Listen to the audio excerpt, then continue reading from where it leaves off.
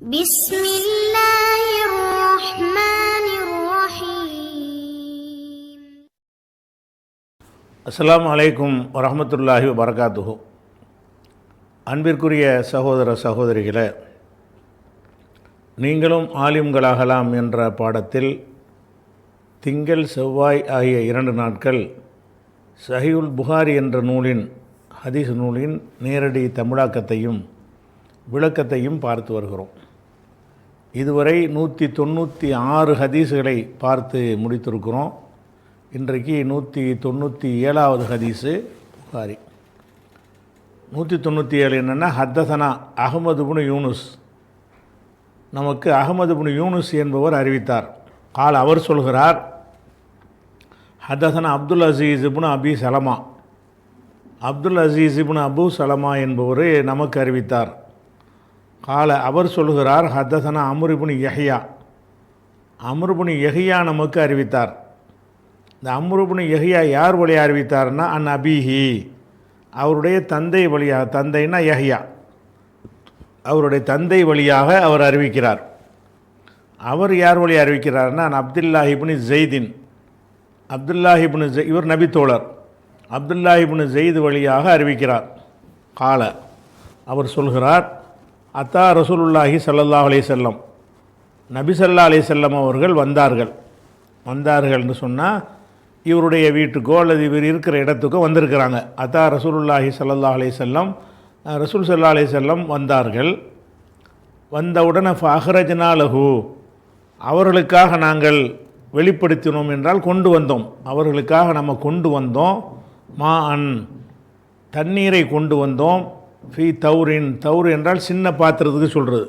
ஒரு பாத்திரத்தில் தண்ணீரை கொண்டு வந்தோம். பாத்திரம் என்ன பாத்திரம்னு கேட்டால், மின் சுஃப்ரின், சுஃப்ரி என்றால் செம்பு, செம்பு பித்தளைங்கிறாங்கல்ல, செம்புங்கிறது இயற்கையாக உள்ளது. பித்தளைன்னா அது துத்தநாகமும் செம்பும் சேர்ந்து கலப்படமாக தயாரிக்கிறது. செம்புனா இயற்கையாக தனிமமாக கிடைக்கக்கூடியது, இது செம்பு இது. அப்போ ஃபஹ்ரஜனா லஹு மா அன், அவர்களுக்கு தண்ணீரை நம்ம கொண்டு வந்தோம். ஃபி தௌரின் மின் சுஃப்ரின், செம்பால் ஆன ஒரு சிறு பாத்திரத்தில், செம்பு பாத்திரத்தில் தண்ணியை கொண்டு வந்தோம். இப்போ கொண்டு வந்தோம்னா என்னென்னு கேட்டால், தண்ணி கேட்டிருப்பாங்க, அதெல்லாம் சொல்ல நம்மளால் விளங்கிக்கிற வேண்டியதான். வந்தோன்னே கொண்டு தண்ணியை கொண்டு கொடுப்பாங்களா, கேட்டால் தான் கொடுப்பாங்க. இப்போ ரசூல்லா வந்தாங்க, கொஞ்சம் தண்ணி கொண்டு வாங்க, உழு செய்யணும்னு சொல்லியிருப்பாங்க.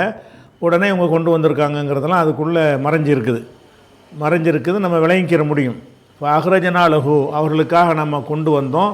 மா அன் ஃபி தௌரின் மின் சுஃப்ரின், செம்பாலான ஒரு சிறு பாத்திரத்தில் தண்ணீரை கொண்டு வந்த உடனே ஃபத்தவல்லா, அதில் அவங்க உழு செஞ்சார்கள்.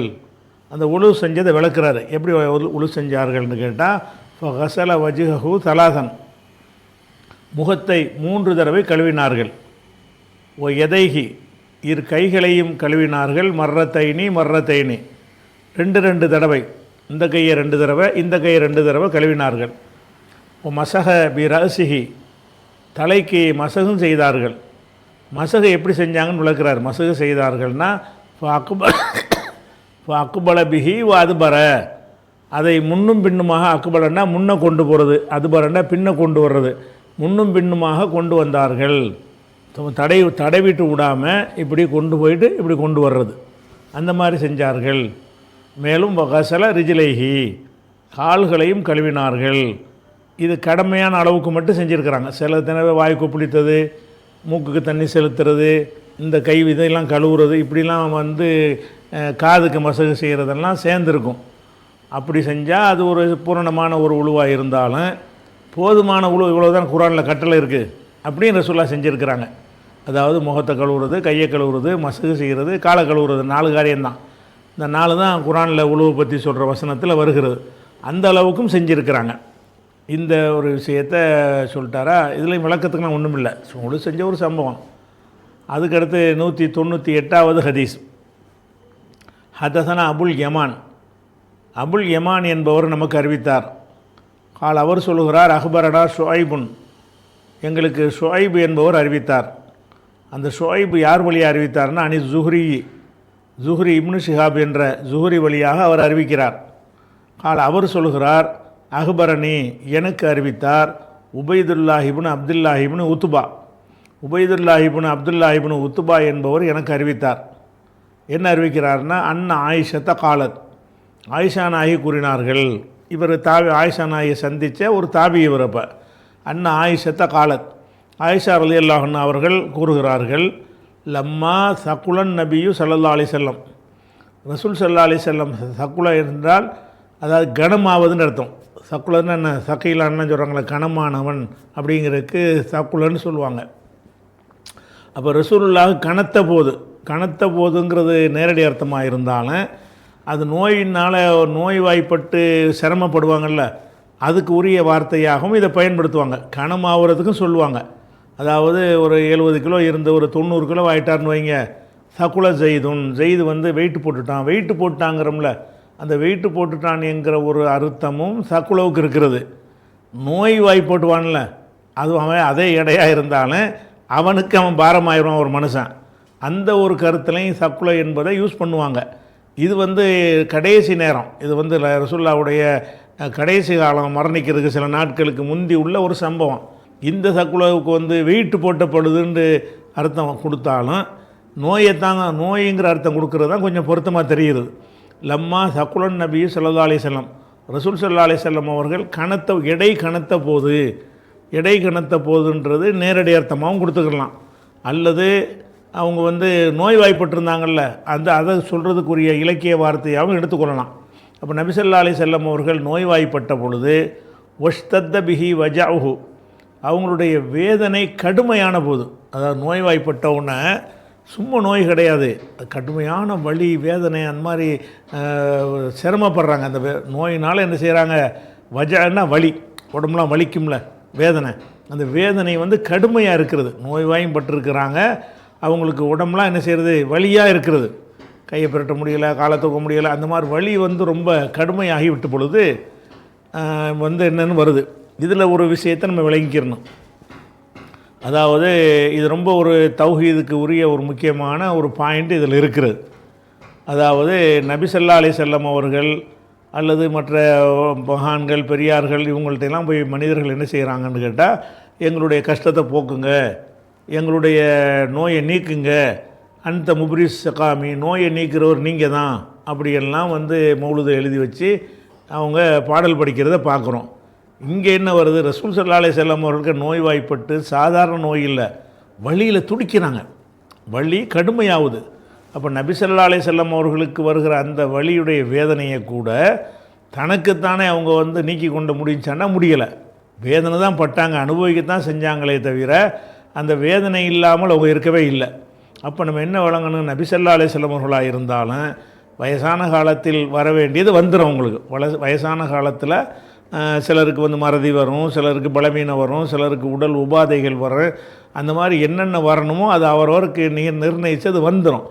அதனால் இந்த ஒரு விஷயத்தை வச்சுக்கிட்டே நம்ம என்ன செய்யலாம், ஏன்ப்பா ரசூலுல்லாவை போய் நீங்கள் இறைவனிடத்தில் வச்சுக்கிட்டு அதை கேட்கணும் இதை கேட்கணுங்கிறீங்களே, நபி ஸல்லல்லாஹு அலைஹி வஸல்லமுக்கு என்னவாயிருச்சு, கடுமையான வேதனை ஏற்பட்டுருச்சப்பா அப்படிங்கிறதையும் நம்ம ஒரு பயானுக்கு எடுத்து வச்சுக்கலாம். அப்போ லம்மா சக்குலன் நபி ஸல்லல்லாஹு அலைஹி வஸல்லம், ரசூல் ஸல்லல்லாஹு அலைஹி வஸல்லம் அவர்கள் எடை கனத்து வஷ்தத்த பிஹி வஜஅஹு, அவங்களுடைய வஜன்னா உடல் வலி வேதனை, அந்த உடல் வலி அவங்களுக்கு கடுமையாக ஆன பொழுது இஸ்தஅஸன அஸ்வாஜஹு, அவங்களுடைய மனைவிமார்கிட்ட அனுமதி கேட்டார்கள். அதாவது ஒன்றுக்கு மேற்பட்ட மனைவியர் இருப்பார்களேயானால் ஒரு மனிதன் வந்து இருவரிடத்திலையும் சமமாக நேரம் ஒதுக்க வேண்டும். அதாவது இங்கே ஒரு நாள்னா அங்கே ஒரு 2 மனைவி இருந்தால் ஒரு நாள் இங்கே ஒரு நாள் இங்கே, ஒரு நாள் இங்கே ஒரு நாள் அங்கேன்னு என்ன செய்யணும், ஒதுக்கணும். அல்லது இங்கே 2 நாள்னா அங்கே 2 நாள், இங்கே ஒரு வாரம்னா அங்கே ஒரு வாரம். அதாவது மனைவியர் மத்தியில் சமமாக்குறதுன்னு சொன்னால் எத்தனை மனைவி இருக்கிறாங்களோ அதுக்கு தகுந்தவாறு என்ன செய்யணும், நேரத்தை பிரித்து கொடுக்கறது சட்டம் இருக்குது. அப்போ ரசூலுல்லாஹ் என்ன செய்வாங்கன்னு கேட்டால், ஒவ்வொரு நாளைக்கு ஒரு மனைவி வீட்டில் இருக்கிறாங்கன்னு வைங்க, அவங்களே வேதனையாக இருக்கிறாங்க, நடக்க கஷ்டப்பட்டுட்டு இருக்காங்க, வழியில் இருந்துக்கிட்டு இருக்கும்போது, நோயாளியாக இருக்கும்போது இந்த மாதிரி மாறிக்கிட்டு இருக்க முடியுமா? நோய் இல்லாமல் ஆர்டினரியாக நேரத்தில் என்ன செய்யலாம், இன்றைக்கி இங்கே நாளைக்கு அங்கேன்னு போய்கிட்டு இருக்கலாம். அவங்க நோய்வாய்ப்பட்டிருக்கக்கூடிய நேரத்தில் அவங்க ஒரு இடத்துல ஸ்டடியாக இருந்தால் தான் சரியாக வருங்கிற அளவுக்கு அந்த வேதனை இருக்கிறது. சும்மா இடத்த மாற்றிக்கிட்டு இருக்கிற அளவுக்கு அவங்களுடைய நிலைமை இல்லை. அப்படி இருக்கும்போது என்ன ஆகுதுன்னு கேட்டால், வலி அதிகமான உடனே அப்போ வந்து ஒரு இடத்துல இருந்துருவோன்னு நினைப்பாங்கள்ல, வீடு வீடாக மாறிட்டு இருக்க வேணாம் அப்படின்னு சொல்லிட்டு ஒரு இடத்துல இருக்கிறதா இருந்தால் பிற மனைவிமார்கிட்ட அனுமதி வாங்கணும். இப்போ ரசூலுல்லாஹ் என்ன பண்ணுறாங்கன்னா, அவங்க ஆயிஷா நாயகி வீட்டில் இருந்துருவோம் அப்படின்னு நினைக்கிறாங்க. நினச்சிட்டு அவங்களாம் முடிவெடுக்கலை. எல்லா மனைவிமாரையும் கூப்பிட்டு, எனக்கு இப்போ வேதனையாக இருக்குது, ஒவ்வொரு இடத்துக்கு நான் வந்துக்கிட்டு இருக்க முடியாது, நான் வந்து இந்த ஆயிஷா வீட்டிலே இருப்பதற்கு நீங்கள்லாம் பர்மிஷன் கொடுங்க அப்படின்னு மனைவிமார்கிட்ட நீதியாக நடக்கிறதுங்கிற விஷயத்தில் எவ்வளோ விஷயம் இருக்குதுன்னு பாருங்கள். இப்போ அந்த மனைவிமார்கள் விஷயத்தில் நோய்வாய்ப்பட்ட நேரத்தில் ஒன்றுமே ஒரு சந்தோஷம் அடைவது ஒன்றுமே இருக்காது. அப்படி ஒரு இதாக இருந்தால் கூட அந்த மனைவி நேரம் ஒதுக்குற விஷயத்தில் விதிவிலக்கு கிடையாது. அதனால தான் பர்மிஷனை கேட்குறாங்க. உடம்பு சரியில்லாட்டி நம்ம ஒரு இடத்துல இருந்துக்கிறலான்னு கூட முடிவெடுக்க முடியல. அதான் இஸ்தாதனா பர்மிஷன் கேட்குறது, அனுமதி கேட்டார்கள். அஸ்வாஜஹு அவங்களுடைய மனைவிமார்கள்ட்ட பர்மிஷன் கேட்டார்கள். ஃபி ஐயு மர்ரல்லா ஃபி பைத்தி எனது வீட்டில் வந்து தங்கி கொள்வதற்கு, நோயாளியாக இருக்கிறாங்கல்ல, அதை தங்கி கொள்வதற்கு அனுமதி கேட்டார்கள். இப்போ வந்து இதில் வந்து மர்ரலுன்னு வருது. மரல் என்றால் நோய். மர்ரல்லன்னு சொன்னால் நோய்க்காக ஒரு இடத்தில் தங்குனான்னு அர்த்தத்துக்கு மர்ரல்லமாங்க. மறிலை என்றால் நோய்வாய்ப்பட்டான். மர்ரலை என்றால் அந்த நோயுடைய நேரத்தில் தங்கியிருந்தான். ஒரு வீட்டில் தங்கியிருந்தான்னு சொன்னால் மர்ரல் தூஃபி பைத்தி அபி, நான் என் பாப்பா வீட்டில் வந்து நோய் நேரத்தில் தங்கியிருந்தேன். அதான் நோயின் காலத்தில் தங்கி இருத்தல் என்கிறதுக்கு மர்ரல்ல என்ற ஃபஅலங்கிற வசனுக்கு அதை மாற்றிக்கிடுவாங்க. அப்போ இஸ்தாசன் அஸ்வாஜஹு மனைவிமார்கிட்ட அனுமதி கேட்டார்கள். எதற்கு அனுமதி கேட்டார்கள்? ஃபி ஐயு மர்ரலா ஃபி பைத்தி, எனது வீடுனா ஆயிஷா நாயகி தான் அறிவிக்கிறாங்க. எனது வீட்டில்னா ஆயிஷா வீட்டில், எனது வீட்டில் அந்த நோய்க்காக தங்குவதற்கு என்ன செஞ்சாங்க? அனுமதி கேட்ட உடனே அதின்னலஹு ரசூலுல்லாவுக்கு அவங்க அனுமதி கொடுத்தார்கள். அதின இல்லை சத்து வச்சு படிக்கணும், சரியா? அதின்னலஹு ஏன்னு கேட்டால் இது வந்து பெண்பால் பன்மை. அதினும் அதினத்து அதின்ன ரெண்டு நூணு வரும்ல, அந்த ரெண்டு நூணு வந்து சத்து பண்ணி எழுதிட்டாங்க. அதின்னு ஆண்பாலாக போயிடும், அனுமதி கொடுத்தான் என்ற அர்த்தமாயிரும். அதின்ன அப்படின்னு சொன்னோம்னா எல்லா மனைவியரும் அனுமதி கொடுத்தார்கள்ங்கிற அர்த்தம் வந்துடும். அப்போ அதின்னலஹு இதை கூட ரெண்டு நூனாக எழுதுவது கொஞ்சம் நல்லா தெளிவாக இருந்த, இது பெண்பால் பன்மையுடைய நூனாக இருக்கும்போது பிரித்து காட்டுற மாதிரி ரெண்டு நூனாக கூட எழுதி காட்டலாம். ஆனால் இவங்க இப்படி ஒரு நூனாக எழுதி காட்டியிருக்கிறாங்க. இல்லைன்னா அதினன்னு படிச்சிருவான்ல. அப்போ அதின்னலஹு அவங்களுக்கு ரசூலுல்லாவுக்கு என்ன செஞ்சாங்க? எல்லா மனைவிமார்களும் பர்மிஷன் கொடுத்து விட்டார்கள், அனுமதி கொடுத்தார்கள். அனுமதி கொடுத்த உடனே ஃபஹரஜன் நபியு ஸல்லல்லாஹு அலைஹி வஸல்லம், இப்போ ரசூல் ஸல்லல்லாஹு அலைஹி வஸல்லம் அவர்கள் புறப்பட்டார்கள். பைன ரஜுலைனி இரண்டு மனிதர்களுக்கு இடையில், தகுத்து ரிஜிலாகு ஃபில் அவங்களுடைய இரு கால்களும் பூமியில், ஹத்தனா கோடு போடுறது, ஹத்தனா கோடுமாங்கல்ல, அதாவது அந்த அவங்களுக்கு நடக்க முடியாமல் எப்படி இருந்தாங்கன்னு சொன்னால் ரெண்டு மனிதர்களுடைய தோளில் கையை போட்டுக்கிட்டாங்க. அவங்களுடைய கை தாங்களாக நடந்து வர்றாங்க. நடந்து வரும்போது கூட கால் வந்து அழுத்தமாக தரையில் பதியலை. கால் வந்து கோடு போட்டுட்டு போகுதுன்னு என்ன அர்த்தம்? மொத்த உடம்பையுமே அந்த ரெண்டு பேரும் தாங்கிக்கிறாங்க. கால் வந்து தொங்குற நிலையில் தான் இருக்குதே தவிர ஊண்டி நடக்கிற நிலையில் இல்லை. அப்படி இருந்தால் என்ன செய்யும்னா, அந்த காலை இழுத்துக்கிட்டே போகும்போது கால் கோடு போடும்ல, பெருவரெல்லாம் அப்படி இழுத்துட்டு போனீங்கன்னா அந்த மாதிரி நிலையில் ரசூலுல்லாஹ் புறப்பட்டார்கள். ஃபஹரஜன் நபியு ஸல்லல்லாஹு அலைஹி வஸல்லம் ரசூல் ஸல்லல்லாஹு அலைஹி வஸல்லம் அவர்கள் புறப்பட்டார்கள். பைன ரஜுலைனி இரண்டு ஆண்களுக்கு மத்தியில்னா அவங்களுடைய தோளில் கை போட்டுக்கிட்டுன்னு அர்த்தம். இங்கிட்டு ஒரு ஆண் இங்கிட்டு ஒரு ஆண், ரெண்டு ஆண்களுக்கு மத்தியில் என்ன செஞ்சாங்க? கை போட்டுக்கொண்டு நடந்தார்கள். தகுத்து ரிஜிலாகு, ரிஜிலுன்னா கால், ரிஜிலானா ரெண்டு கால், ரிஜிலாகு அவங்களுடைய இரண்டு கால்களுமே தகுத்து அது வந்து கோடு கழித்து கொண்டு இருந்தது ஃபில் அருதி பூமியில் அப்படின்ட்டாங்க. சொல்லிவிட்டு அந்த ரெண்டு மனிதர்ன்னு சொன்னாங்கள்ல, அதை விளக்குறாங்க. ரெண்டு மனிதர் யாருன்னு கேட்டால் பைன அப்பாஸின், அப்பாஸுக்கு இடையிலையும் ஒரு ஜுனின் ஆகற இன்னொரு மனிதருக்கு இடையிலையும் இப்படி நடந்து வந்தார்கள்ங்கிறாங்க ஆயிஷா நாய். அதாவது நம்ம முடியாத நேரத்தில் ரசூலுல்லாஹ் நடந்து வர்றாங்க. வரும்பொழுது ஆயிஷா நாயி வீட்டிலேருந்து பள்ளிக்கு வந்ததாகவும் இருக்கலாம் இது, அல்ல வேறொரு மனை வீட்டில் இருந்து ஆயிஷா நாயி வீட்டுக்கு டிரான்ஸ்ஃபர் ஆகி அனுமதி கேட்டு போகிறாங்கல்ல, அதுக்காக கூட போயிருக்கலாம். அப்படி போகும்போது என்ன செய்கிறாங்கன்னு கேட்டால், இந்த பக்கம் அப்பாஸ், இந்த பக்கம் ஒரு ஆள், அப்படி தோளில் கை போட்டுக்கொண்டு, தோல்லன்னா மேலோட்டமாக கை போடுறதில்ல, மொத்த உடம்புடைய பாரத்தை அந்த ரெண்டு பேர் மேலேயும் வச்சுட்டு கால் வந்து தரையில் அழுத்தமாக பதியாமல் இழுத்துக்கிட்டு போகிற மாதிரி அவ்வளோ பலவீனப்பட்டிருக்கிறாங்க. அந்த மாதிரி என்ன செஞ்சாங்கன்னா நடந்து போனார்கள் அப்படின்ட்டு ஆயிஷா நாயகி சொல்கிறாங்க. இது சொன்னோன்னே இது இடைப்பட்ட ஒரு சம்பவம், இடையில் ஒரு சம்பவத்தை சொல்லிடுறாங்க. என்ன சொல்கிறாருன்னு கேட்டால், இதை அறிவிக்கிறது உபைதுல்லா அறிவிக்கிறார்ல, இவர் என்ன செய்கிறாருன்னு கேட்டால், இந்த ஆயிஷா நாயகி சொன்ன இந்த செய்தியை இப்னு அப்பாஸ்கிட்ட போய் சொல்கிறாரு. இந்த மாதிரி ரசூலுல்லாவுக்கு முடியாமல் இருக்கும்போது இந்த பக்கம் ஒரு ஆள் அந்த பக்கம் ஒரு ஆளுண்டு நடந்து போனாங்களாம்ல, அப்படி நடந்துச்சா அப்படின்னு கேட்குறாரு. அப்போ இப்னு அப்பாஸ் என்ன கேட்குறாருன்னு கேட்டால், அந்த அப்பாஸ் ஒரு ஆள் இன்னொரு ஆள்னு சொன்னாங்களே, அந்த இன்னொரு ஆள் யார் தெரியுமா அப்படின்னு கேட்குறாங்க. அந்த இன்னொரு ஆள் யாருன்னு தெரியாதுன்னு சொன்னோன்னே அலி தான் அவர். ஒரு பக்கம் இப்னு அப்பாஸ் ஒரு பக்கம் அப்பாஸு, ஒரு பக்கம் அலி, 2 பேர் தோடலாம் கை போட்டுட்டு போனாங்க. ஆனால் ஆயிஷா நான் என்ன செய்கிறாங்கன்னு கேட்டால் அலியை சொல்லலை. அதாவது பைன அப்பாஸின், இந்த இடத்துல இப்படி தானே வரணும், பைன அப்பாஸின் அலியின், அப்பாஸுக்கும் அலிக்கும் நடுவில் தோளில் கை போட்டு கொண்டு நடந்து வந்தார்கள் என்பதை ஆயிஷா நாயகி சொல்லும் பொழுது அலிங்கிற பேரை கூட அவங்க தவிர்க்கிறாங்க. ஏன் தவிர்க்கிறாங்கன்னா, ஒரு ரஜுலின் ஆகர, இன்னொரு மனிதர் என்ற வார்த்தையை பயன்படுத்துகிறாங்க. அப்போ இந்த செய்தி இப்படி போய் இப்னு அப்பாஸ்கிட்ட கேட்கும்போது அவர் என்ன செய்கிறாருன்னா, அந்த இன்னொரு ஆள்னு சொன்னாங்களா, அவருக்கு பேரை சொன்னாங்களான்னு கேட்குறாரு. இல்லையே, பேரையெல்லாம் சொல்லலையே, அந்த இன்னொரு ஆள் அலிதான் என்று இந்த பின்னாடி வந்து விளக்குறார். அது விளக்குறதுக்கு முன்னாடி இந்த விஷயத்தை நம்ம தெரிஞ்சுக்கணும். என்னென்னு கேட்டால், பொதுவாக ஆயிஷா நாயகி அவர்களுக்கும் அலி அவர்களுக்கும் ஒரு சின்ன மனஸ்தாபம், சின்ன மனஸ்தாபம் இல்லை, அவங்க பேரை கூட சொல்லக்கூடாதுங்கிற அளவுக்கு பெரிய மனஸ்தாபமே இருந்துச்சு. எதனால் இருந்துச்சு என்று கேட்டால், ஆயிஷா நாயகி இது தெரிஞ்சுக்கிட்டால் தான் உங்களுக்கு அது விளங்கும். ஏன் ஆயிஷா நாயகி வந்து அவர் பேரை சொல்லலை, மனிதர் தானே, ஆயிஷா நாயகி மனிதர் தானே, ஏன் சொல்லலைன்னு சொன்னால் பர்சனலாக அவங்க வந்து பாதிக்கப்பட்டிருக்கிறாங்க. அவங்க மீது அவதூறு சொன்ன உடனே, இந்த முனாஃபிக்கள் அவதூறு பரப்புனாங்கல்ல, அந்த அவதூறு பரப்புன உடனே ரொம்ப பெரிய ரசூலுல்லாவுக்கு பெரிய கவலை, அவங்களே மனக்குழப்பத்துக்கு ஆளாயிட்டாங்க. என்னடா இது என்னன்னு தெரியலையேண்டு ஆயிஷாட்ட போகிறாங்க, நீ செஞ்சுருந்தா மன்னிப்பு கேட்டுக்கம்மா அப்படி இப்படிங்கிறாங்க, நீ கொஞ்ச நாளைக்கு உங்கள் அம்மா வீட்டில் போய் இருந்துக்கங்கிறாங்க. இப்படி பல மாதிரியான ஒரு குழப்ப நிலையில் இருந்த நேரத்தில் என்ன செய்கிறாங்கன்னா, ரொம்ப நெருக்கமான ஒரு ஆலோசனைக்கு உரியவராக ரசூலுல்லா வந்து 2 பேரை ஆலோசனை கேட்பாங்க. குடும்ப விஷயமாக இருந்தால் ஒன்று அலிட்ட கூப்பிட்டு கருத்து கேட்பாங்க, 2வது உசாமா இருக்கார்ல, உசாமானா ரசூலுல்லாவுடைய வளர்ப்பு மகனாக இருந்தார்ல, பிந்தியெல்லாம் இல்லாமல் போயிடுச்சு, அவர் ஜெயிதுடைய மகன் உசாமா. அந்த ஜெயிதை ரசூலுல்லா எடுத்து வளர்த்ததுனால இந்த உசாமாவை பேரன் மாதிரி ஒரு இடத்துல வச்சுருப்பாங்க. இஸ்லாத்தில் அது இல்லாட்டாலும் அந்த பழைய வளர்த்த பழக்கம் இருக்குல்ல, அதன் காரணமாக உசாமாட்டையும் கருத்து கேட்குறாங்க, அலிட்டையும் கேட்குறாங்க.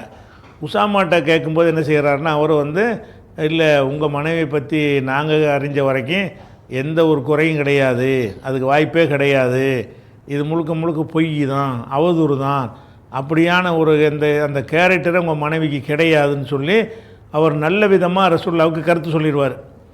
இவர்கிட்ட அலிட்ட கேட்கும்போது என்ன செய்வார்னு கேட்டால், நீ என்னப்பா சொல்கிறேன்னொன்னே, ஏங்க இது இல்லாட்டி எத்தனை பெண்கள் இருக்கிறாங்க, பேசாமல் டைவர்ஸ் பண்ணிட்டு வேறு கல்யாணம் பண்ணிடுங்க பாருவர். இது ஆயிஷா நாய்க்கு வந்து சேர்ந்துடும். அதுக்கு ஒரு செய்தியை உண்மையாக பொய்யான்னு கேட்டால் அதுக்கு தான் ஒரு பதில் சொல்லணுமே தவிர, ஆயிஷாவை நீங்கள் விவாகரத்து பண்ணிடுங்க, நீங்கள் வேற ஆளை கல்யாணம் பண்ணிக்கிறீங்கன்னு சொன்னால் அந்த அவதூறை வந்து மெய்ப்படுத்துகிற மாதிரியான ஒரு மறைமுகமாக மெய்ப்படுத்துகிற மாதிரியான வாசகத்தானே சொல்கிறேன். இந்த செய்தியெல்லாம் புகாரில் வருகிறது. அப்போ இந்த மாதிரியாக சொன்ன உடனே ஆயிஷா நாய்க்கு பெரிய ஒரு, அதே மாதிரி வீட்டில் வேலை பார்க்குற அந்த அடிமை பெண்ணு பரீராட்ட கேட்பாங்க ரசூலுல்லா, பரீராவும் நல்ல விதமாக சொல்லிடுவாங்க. அப்போ இந்த 3 பேர்கிட்ட கருத்து கேட்கும்போது அலி மாத்திரம் என்ன செய்வார்னு கேட்டால், அந்த சந்தேகத்தை நீக்கிற விதமாக சொல்லாமல் சந்தேகத்தை கொளுத்துற விதமாக போட்டு விட்ருவார். அப்போ அதனால் ஆயிஷா என்ன செய்வாங்க, அன்னையிலேருந்து இவர் மேலே ஒரு நல்ல அபிப்பிராயம் கிடையாது. எந்த அளவுக்குன்னா அவர் பேரை கூட சொல்லக்கூடாதுங்கிற அளவில் இருந்திருக்கிறாங்க. அதனால தான் சொல்லலை, பைன் அப்பாஸின், அப்பாஸுக்கும் ரஜுலின் ஆகிற இன்னொரு மனிதருக்கும் மத்தியில், அதாவது அலி தான் அந்த இன்னொரு ஆள், அலிக்கும் அப்பாஸுக்கும் மத்தியில் ரசூல் நடந்து வந்தாங்கும்போது அவருக்கும் அவ்வளோ பெரிய நம்ம இம்பார்ட்டன்ட் கொடுக்கணுங்கிறதுனால அப்படி சொல்லிட்டாங்களா. இப்போ இது இடை வார்த்தையை பாருங்கள், கால உபைதுல்லான்ற அறிவிப்பாளர் வர்றார்ல, அவர் சொல்லுகிறாரு, அஹ்பர்து அப்துல்லாஹிபின் அப்பாஸின், அப்துல்லாஹிபின் அப்பாஸ் அவர்கிட்ட போய் நான் இந்த செய்தி அப்படியே சொன்னேன். இந்த மாதிரி ரசூல்லா வந்து மனைவி மாற்றம் அனுமதி கேட்டுட்டு ஒரு இடத்துல தங்கினாங்க, அப்படி கடைசி நேரத்தில் 2 நபர்களுடைய தோளில் கை போட்டு கொண்டு நடந்து வந்தார்கள் என்று ஆயிஷா நாயகி சொல்கிறாங்களே, இந்த செய்தியை தெரியுமா உங்களுக்குன்னு ஒரு கேட்குறார். அஹ்பர்து அப்துல்லாஹிபின் அப்பாஸ், அப்துல்லாஹ் இப்னு அப்பாஸுக்கு நான் அறிவித்தேன், இந்த இந்த ஆயிஷா நாயகி சொன்ன செய்தியை அறிவித்தேன். ஃபகால, அப்போ இப்னு அப்பாஸ் சொல்கிறாங்க, தத்ரி, நீ அறிவாயா, மனிர் ரஜுலுல் ஆஹர், அந்த இன்னொரு மனிதர் யார் என்று உனக்கு தெரியுமா? இப்னு அப்பாஸ் கேட்குறாரு, இந்த உபைதுல்லாட்ட கேட்குறாரு, தத்ரி, நீ அறிவாயா? தரா என்றால் அறிந்தான், அலிமேங்கிற அர்த்தம். தத்ரின்னா தாளமு, நீ அறிவாயா, மனிர் ரஜுலுல் ஆஹர், மற்றொரு மனிதர் யார்? அந்த ஒரு தோல் ஒரு பக்கம் அப்பாஸ் இருந்தார், இன்னொரு பக்கம் ஒருத்தர் இருந்தார், அந்த ஒருத்தர் யாருன்னு தெரியுமான்னு கேட்குறாரு. குல்த்து, நான் சொன்னல தெரியலையே, யாருன்னு தெரியலை அப்படி சொல்லிட்டாரு. கால, அப்போ இப்னு அப்பாஸ் சொல்கிறாங்க, ஹூ அலி இப்னு அபி தாலிபின், அவர் தான் அலி இப்னு அபி தாலிப். இன்னொரு ஆள் யாருன்னு கேட்டால் அலி தான் அப்படின்னு சொல்லிட்டு வந்து அதை சொல்லிட்டாரு. ஆனால் அதே நேரத்தில் ஏன் அந்த மாதிரி சொல்லலைன்னு ஒரு விளக்கலை. இன்னொரு ஆள் வந்து அலி தான், அது ஆயிஷா நாயகி சொல்லலைன்னு சொல்லிட்டு அவருக்கும் அலிக்கும் ஒரு பிரச்சனை இருந்துச்சு, அதனால சொல்லலைங்கிற அந்த மாதிரி புறம் பேசுகிற வேலையெல்லாம் செய்யாமல் தகவலை மட்டும் சொல்கிறார். இன்னொரு ஆள் அலி, ஏன் அந்த இன்னொரு ஆள் யாருன்னு சொன்னாங்களான்னு கேட்குறாரு. தெரியாதுன்ற உடனே அது அலி தான் அவர் அப்படின்னு இப்னு அப்பாஸ் விளக்கிடுறாங்க. சரி, இது வந்து இடை வார்த்தை, இது ஹதீஸுக்கு இடையே சொருகப்பட்ட ஜும்லத்துன் மூத்தரில்லத்துன், அதாவது இடையில் சொருகப்பட்ட ஒரு வாக்கியம். இப்போ ஹதீஸு தொடர்ச்சிக்கு போயிட வேண்டியது. கானத்து ஆயிஷா ரலியல்லாஹு அன்ஹா, ஆயிஷா ரலியல்லாஹு அன்ஹா அவர்கள் துஹத்திசு, அறிவிப்பவர்களாக இருந்தார்கள். இந்த சம்பவத்தை அடிக்கடி சொல்லி காட்டுவாங்க. கானத்து அடிக்கடி சொல்லி காட்டினா தான் காணன்னு போடுவாங்க. கானத்து ஆயிஷா ரலியல்லாஹு அன்ஹா துஹத்திசு, ஆயிஷா நாயகி அவர்கள் அறிவிப்பவர்களாக இருந்தார்கள், அடிக்கடி சொல்லக்கூடியவர்களாக இருந்தார்கள். என்ன சொல்லுவாங்களாம், அண்ணன் நபி ஸல்லல்லாஹு அலைஹி வஸல்லம் கால, நபி ஸல்லல்லாஹு அலைஹி வஸல்லம் அவர்கள் சொன்னார்கள், பாதமா தகல பைத்தஹு, தமது வீட்டிற்கு அவர்கள் நுழைந்த வீடுன்னா ஆயிஷா நாயுடைய வீடு தான் இது. ஆயிஷாவுடைய வீடு தனது வீட்டிற்குள் நுழைந்ததற்கு பிறகு ஒஷ்தத்த வஜூஹு, அவங்களுடைய வேதனை இன்னும் கடுமையான போது சொன்னார்கள், ஹரீகு அலைய, ஹரீகு அலைய மின் சபை கிராபின். கிராபு என்றால் வந்து தண்ணீர் வைப்பதற்கு உரிய தோளால் செய்யப்பட்ட ஒரு குடுவை பாத்திரம். தண்ணி வைக்கிறதுக்காக தோலை தச்சு ஒரு குடம் மாதிரி டைப்பில் தயாரித்து வச்சுருப்பாங்க. அது வாயை கட்டி வச்சுருவாங்க. தண்ணி தேவைப்படும்போது அவுத்து ஊற்றிக்கிடுவாங்க. தோலில் தான் பெரும்பாலும் பாத்திரம், மண் பாத்திரங்களை விட தோலில் தான் பாத்திரங்கள் வச்சுருப்பாங்க. அப்போ தண்ணீர் பாத்திரத்தை வைக்கிற நம்ம வீட்டிலலாம் குடங்கள் வச்சுருப்போம்ல, அந்த குடங்களுக்கு பதிலாக கிராபு என்று சொல்லக்கூடிய தோல் குடங்கள், தோல் பாத்திரங்களை தான் வச்சுருப்பாங்க. தண்ணி யூஸ் பண்ணுறதுக்காக வேண்டி, பிடிச்சி வச்சுக்கிறதுக்காக வேண்டி, தண்ணீர் சேமித்து வச்சுக்கிறோம்ல, அதுக்காக வச்சுருப்பாங்க. அப்போ ரசூலுல்லாஹ் என்ன செய்கிறாங்கன்னா, அதில் அந்த தண்ணியை கொண்டாந்து என் மேலே ஊற்றுங்கன்னு சொல்கிறாங்க. அதை தான் வரப்போகுது. இப்போ அதுக்கு என்ன சொல்கிறாங்கன்னா, ஹரீகு என்று சொன்னால், அதாவது அஹரீக்குங்கிற வார்த்தை தான் ஹரீக்குன்னு சுருக்கி சொல்கிறாங்க. ஹரீகு அலை, என் மீது கொண்டாந்து கொட்டுங்கள், ஊற்றுங்கள். மின் சபை கிராபின், 7 தோல் பாத்திரத்தில் இருந்து, ஒரு குடம் தண்ணி ஊற்றாதீங்க, 7 குடம் தண்ணியை ஊற்றுங்கன்னு சொல்கிற மாதிரி. அவ்வளோ சூடாக இருக்குது போல இருந்த உடம்புடைய வேதனை வைக்கலாம் வந்து தண்ணி ஊற்றி ஒரு குளிச்சா தான் சரியாக வரும் அப்படின்னு நினச்சி என்ன செய்கிறாங்கன்னா, ஹரீகு அலைய மின் சபை கிராபின், கிரபின், 7 கிரபுகள், அந்த கிரப்னா அந்த தோல் பையில் இருந்து வந்து எனக்கு ஊற்றுங்க. அந்த 7 தோல் பை எப்படி இருக்கணும்னு கேட்டால், லம் தொகுலல் அவுக்கியத்து உண்ண, அதனுடைய வாய் வந்து அவிழ்க்கப்படாமல் இருக்கணும். அதாவது தோல் பாத்திரத்தில் என்ன செய்வாங்கன்னு கேட்டால், தண்ணியை ஊற்றி கட்டி வச்சுருவாங்க. புழங்குறதுக்கு உள்ள ஒரு குடத்தை திறந்து வச்சுருப்பாங்க. அதாவது வாயை கட்டி வச்சா அது ஒரு சேஃப்டியாக இருக்கும், பூச்சி பண்ணு அது மாதிரி விடுவாமல் இருக்கும். அந்த மாதிரி ஒரு காரணத்துக்காக வேண்டி என்ன செய்வாங்கன்னா, தோல் பாத்திரத்தில் தண்ணியை வச்சு அதை வந்து வாயை கட்டி வச்சுருவாங்க. கீழே சாஞ்சாலும் கொட்டாது, உள்ளுக்குள்ளே பூச்சி புழுலாம் போகாது. அதே நேரத்தில் வந்து புழங்குவதற்கு ஒரு குடத்தை அவுப்பாங்கள்ல, அது மட்டும் தண்ணியை அவிழ்த்து வச்சுருப்பாங்க. அதை ஒரு டம்ளரை போட்டு எடுப்பாங்க. அது மாதிரி திறந்துருக்கும்.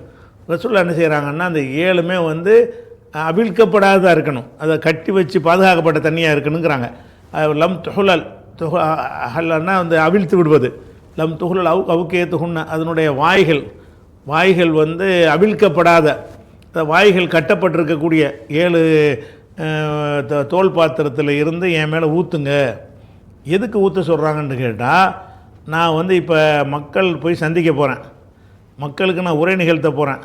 இந்த நோய்வாய்ப்பட்ட நேரத்தில் சில உடம்புலாம் ஒரு பேர் வயாகி அந்த மாதிரிலாம் இருக்கும்ல, ஃப்ரெஷ்ஷாக இருக்க மாட்டாங்கல்ல, அதுக்காக வேண்டி நல்லா குளிச்சுட்டு போகணும் அப்படிங்கிறதுக்காக தானே செய்கிறாங்கன்னு கேட்டால் இந்த கோரிக்கை வைக்கிறாங்க. எப்படி ஹரிக்கு அலைய மின் சபை கிரபின் 7 தோல் பாத்திரங்களில் இருந்து கொண்டு வந்து தண்ணியை என் மேலே ஊற்றுங்க.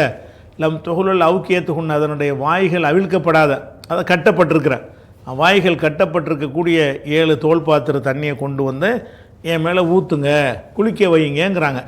எதற்காக என்றால் அல்லி ஆகது இளநாசி, நான் மக்கள் மத்தியில் போய் சந்திக்க வேண்டும்.